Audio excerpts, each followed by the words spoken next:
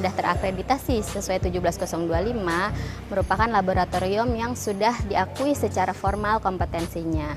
Dalam artian selalu menjaga bahwasanya hasil pengujian yang dihasilkan itu selalu berada dalam validitas yang memenuhi persyaratan.